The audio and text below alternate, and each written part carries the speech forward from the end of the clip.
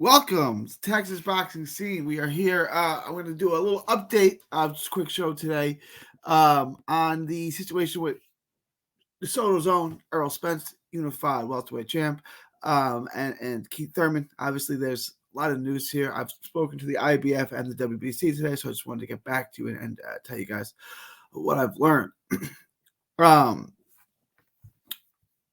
But please like, share, and subscribe. Please hit the subscribe button, hit the bell icon, get all the notifications, all that good stuff. Texas Boxing Scene, all proceeds go to autism research and recovery. This is a channel that's very near and dear to my heart. So please subscribe. If you hate me, it goes to a good cause, which is autism research and recovery. All right, so I want to get into this. Obviously, the Thurman fight and the Spence Thurman fight is not official yet. Nothing is signed. This is not a done deal. Not at 154, not at 150, not at 147. It's not done. Okay. I spoke to the WBC and I asked what the status was. Thurman was given a title shot at the convention. And this is not a title shot. And they said when the fight is official, if the fight is official, then we'll make a decision from there.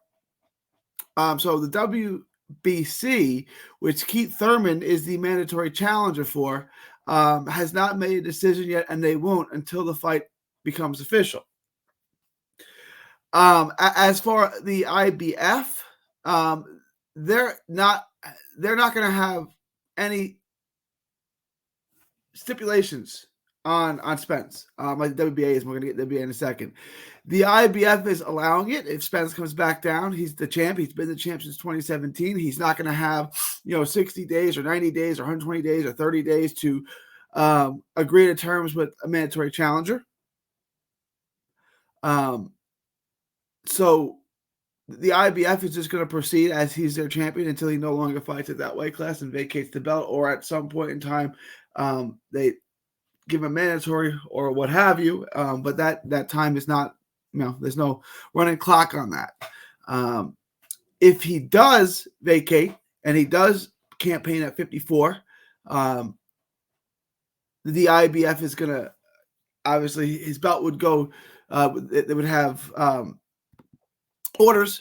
Their number one mandatory challenger is Jared Boots Enos.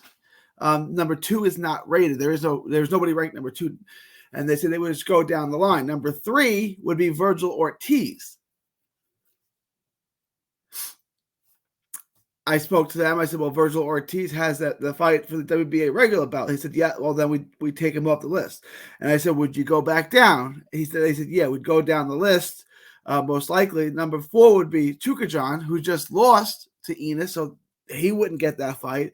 Number five is Keith Thurman, and this is where it starts to get interesting when you go through the IB. Do you go below five, or what do you do here? There's no number two. Ortiz is fighting for a different sanctioning body's belt. Chukajan just lost to Enos. Number five is Thurman. If Thurman loses at 54 to Spence, what do you do? Do you put him back down at 47 and say, yeah, now you're ranked number two, go fight Enos for the vacant belt coming off a loss at a different weight class? And after that, number six, you have Ivan Gulab, the Ukrainian fighter who fights out of New York. Then seven's a guy I never heard of. It's Gulab he's from Ukraine. Number seven is Shakaram Giasov. Oh, okay.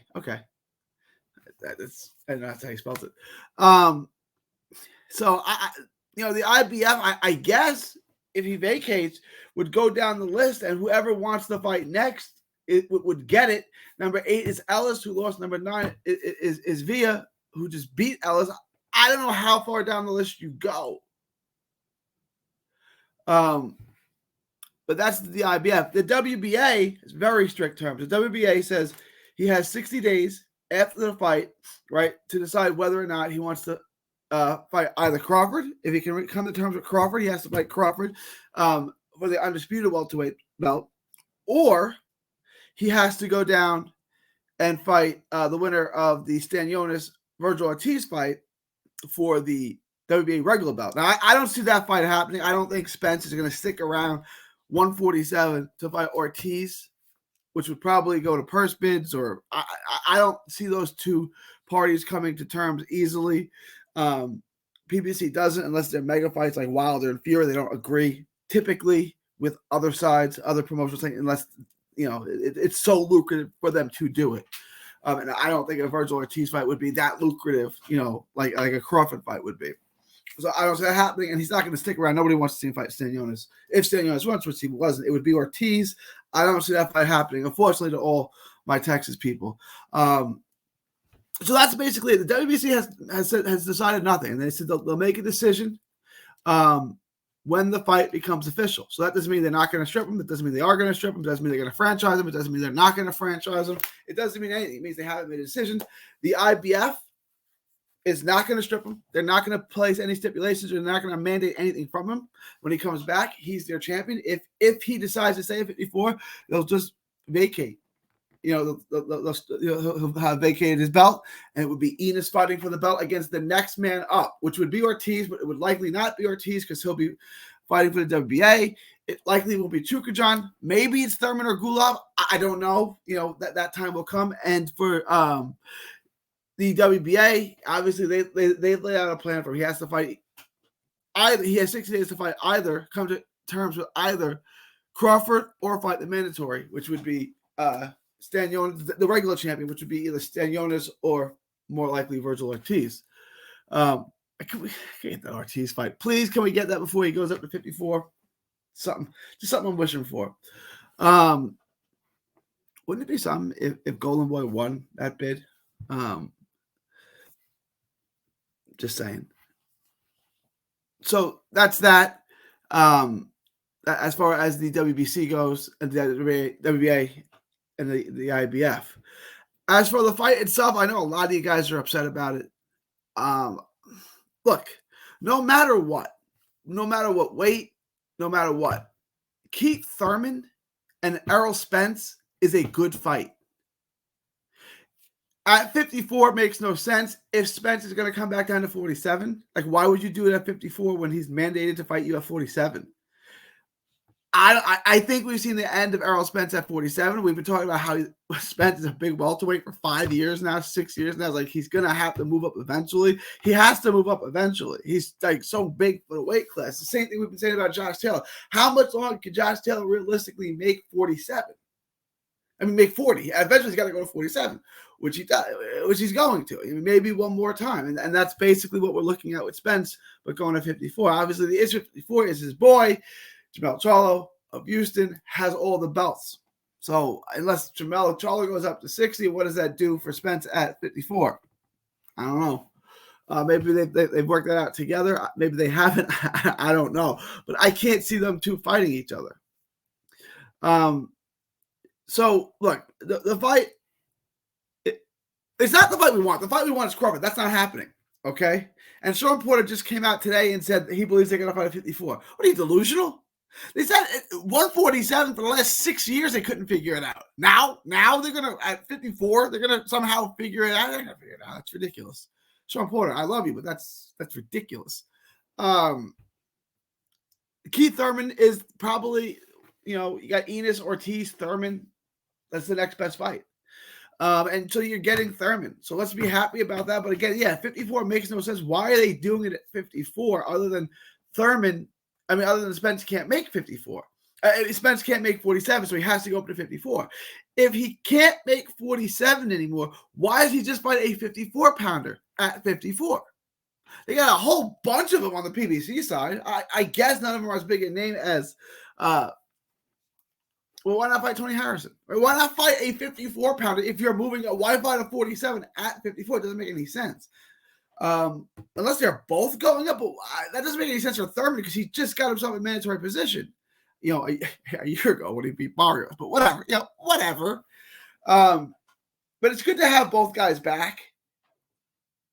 It's exciting to have both of them back. It's going to be a good fight. There was a time back in 2017, 2018, where I would have picked Thurman to beat him. I thought Thurman's legs were too quick. He could move around the ring. He's got more than enough power to keep Spence from just bullying in and walking in and knocking down the front door. You're not going to do that with Keith Thurman. So I thought that fight was very, very close and favored Spence. I favored Thurman. Thurman's 34 now, so I've switched. I've gone the other way. I'm leaning towards Spence in that fight. I'd also lean towards Spence in a Crawford fight. I think Crawford's just a little bit past his peak. And I think that's enough where I think Spence can beat him. And it's just incredible that we had all that talent at 47 for the last 6 years. It's 2023 now. 2020. We still haven't got any permutation of Crawford, Spence, Thurman. I don't even know I don't even know what to say about that. That's ridiculous. But let me know what you guys think. That's the update that I have. That's the information that I have. That's my thoughts on Thurman and Spence. Let me know what you guys think. Leave your thoughts, comments below. Please subscribe. Hit the bell icon. 3D quick hits comes. I'm losing it, guys. Texas boxing scene. All proceeds go to autism research and recovery, guys. If you know me, you know how important autism is to me personally. So please help support. It's free. Hit the subscribe button. Hit the bell icon. Share with a friend. It is January 11th already, 2023. From Texas to the world, thank you and God bless.